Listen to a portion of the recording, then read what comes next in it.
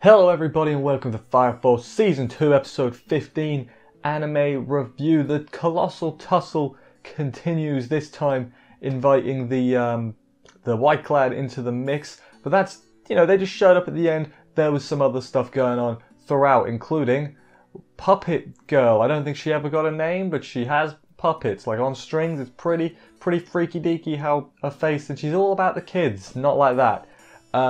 So that also happened. A lot of stuff, and also Shinra and the gang dealt with stuff as well. But now, let's get into the episode, see exactly how everything went down, and do this thing.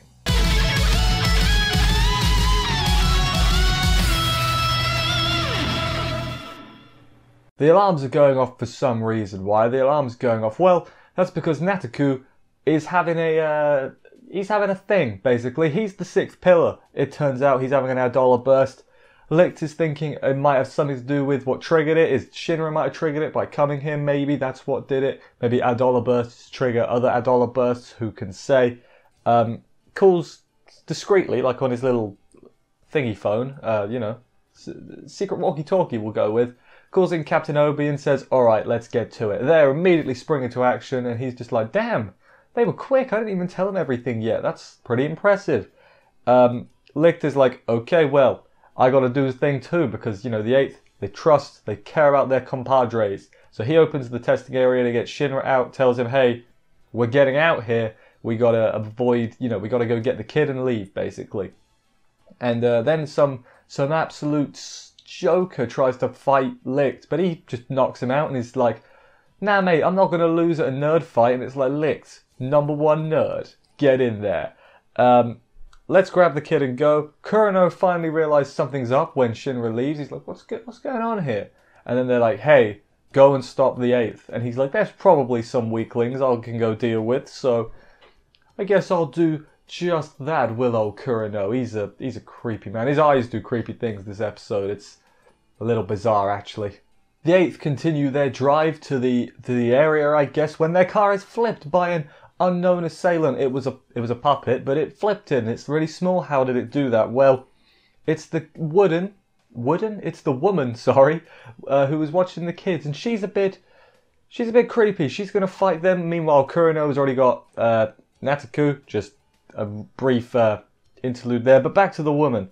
So the Maki is struggling. She's got the Tekio, Sputter and Flare. The arm mechs things. They're struggling though against her puppet, a Dominion, which is funny because it's got Minion in the name. Very clever. And just this girl is all about the kids, as I said. She is like, I'll do it for the children because you're interrupting their playtime. And it's like, okay, maybe you're misled or maybe you're fighting for the wrong side here. Not exactly. Also, the puppet has like a fart laser. That's a thing that happened. Fart laser puppet. That's worth noting. She names the Maki mechs Caterpillars, and Maki's all like, good name, I like it. And Vulcan is like, no, stop. Here's why that's not okay. The others went on ahead, I should probably mention that. It's just Vulcan and Maki staying behind. He explains in great detail why his name is actually better than her name. And they call him like an otaku, and it's like, feels bad for Vulcan and everything. What is it? It's like mechs may break down, but people, you can trust people to always have your back and something. And this woman is like, I'm not treating my mechs as people. I'm treating my people as mechs, basically. Basically, mechs and people are just meant to be used by, adults, basically. No, she's not a good guy. She's not misled. She's just delusional like the rest of them. Hajime need to vet their people they got working for them. Because you got the sadistic child beater, and you got this slave driver, basically. Not vet your people. I know they're the bad guys, but come on. At least pretend to be good. Vulcan has figured out what's going on. She's a 3rd gen pyrokinetic. Well, Maki, of course, is only 2nd gen. So, we're going to be able to do this all-out attack, basically. All or nothing attack. Go for it. She thinks she's got this, does the woman whose name I don't know. The puppet master, I guess. She still thinks she's won. The fart laser clashes with the max attack of the Tekio. Thankfully, though, Maki powers up even further because with the power of trust and friendship. You can go beyond plus ultra and all that bollocks. Destroys the minion. It took its toll on the Tekio, but they destroyed it. The trust is what won them today. They did it. Because of the bonds between us and everything. Psych, the lady's got like 72 more mechs. You know, you struggle with the one, now there's a lot more of them. So, you might be in trouble here, the lads and lasses of the 8th. You might be in trouble. Meanwhile, Captain Obi and the others call Lick to see where they are. Eventually they find them still scrapping with Kureno, which is not too great. Kureno then decides he wants to beat on Tamaki and Iris because they are weak. And I'm like, that's a bit harsh. They're not too weak, are they? I mean, they are probably the... Yeah, maybe they are the weakest. I'm thinking it. And he has a good line. He's like, all the strong ones, I want you to go away so I can beat up the weak ones. And it's like, that's not how it works, you know? That's a stupid thing to do, you know? So there's that.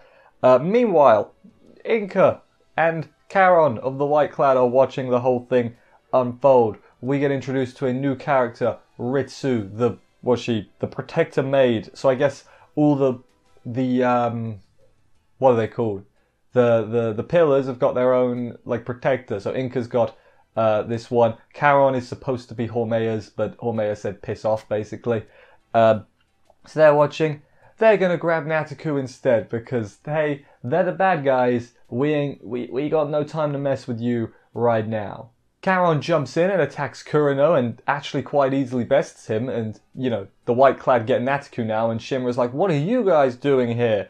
And then Inca's there, and she's all being all Inca-ish about it. She, you know, danger everywhere. Look, oh. She's spooky, but she looks fine in that outfit. So good job there, Inca. Meanwhile, Hormea, right, destroys all the puppets that the Puppet Master had. In the process, saving Maki and Vulcan, but obviously that's not the plan.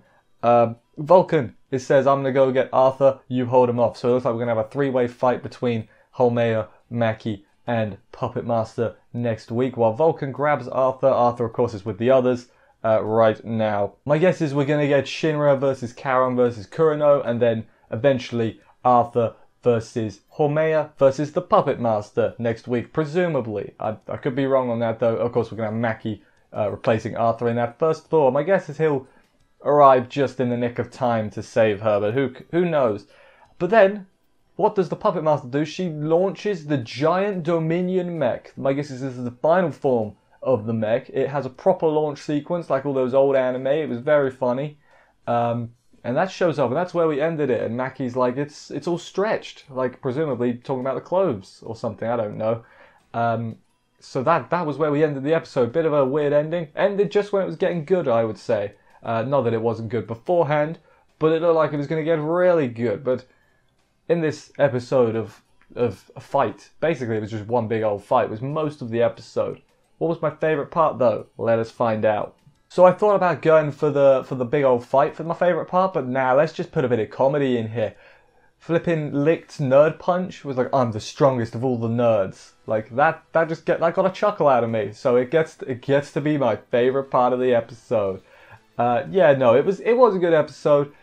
This, it feels like it's going to be... I feel like now that the White Cloud are here, we're going to have a couple of really good fights. I can just feel it in my bones. And that is the thing that Fire Force does very well, is its fights. So hopefully it can keep that up. I think it can, because it's kept it up for, I mean, at least this whole season. Probably most of last season as well. Like, my brain can't really think. The fact that we got screwed out of Burns, Shinmon, Joker still hurts me. But, you know, we'll make up for it with a couple of three-way fights here. Had to add the word fights, otherwise people would get on at me for saying three-way. Yeah. Anyway, thank you everybody for watching this review. I hope you enjoyed it. If you did, please consider subscribing and stuff for more reviews. That would help me out a lot. I will see you next week for another episode of this. Take care, and bye, guys.